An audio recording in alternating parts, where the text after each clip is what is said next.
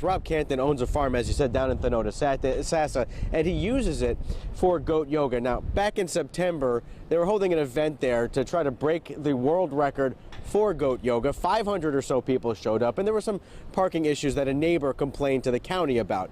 Investigators came out, determined that he didn't do anything wrong when it comes to that event. However, in the process, they found an Airbnb listing for that property, and that is what's cost this man thousands of dollars in fines.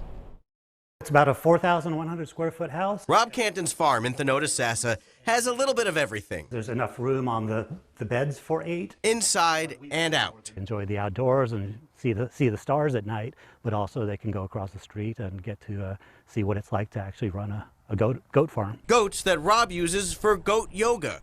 They're a big reason his home is a popular Airbnb listing. We've had nothing but 5-star reviews. Despite that, he's now facing a $1,000 a day fine from Hillsborough County for simply listing his property as a possible short-term rental. And I'm up to $11,000 in fines right now and counting every day that my Airbnb listing remains up. The county has told him it's enforcing its definition of a dwelling or a residential property, and homes that fall into that category can't be rented out for fewer than 7 days. It's a county law that's been on the books for decades.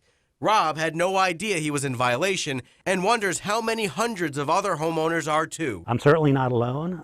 If the county is going to decide to actively start doing this, it's going to have a real impact. Meanwhile, short-term rentals are coming under intense scrutiny from the county commission. They just think they're at a hotel or, I don't know, a frat house. Commissioners are deciding whether to create a registry for all homes being used as short-term rentals to help enforce the 7-day minimum. They're just not adhering to any rules, any respect, I guess, of the neighborhood. It's becoming a big problem. For now, Canton is fighting his fines and hoping the county rethinks its position. It just doesn't make any sense to me. I mean, for just a year before the Super Bowl's back, and the county should be celebrating Airbnbs as a viable option. And state lawmakers recently passed their own law prohibiting local communities from passing any kind of short-term rental regulations. However, in that process, within that state law, there was a law that says that if you already had a short-term rental regulations in place, such as the one here in Hillsborough County, those can remain in place and continue to operate as they are. Chris?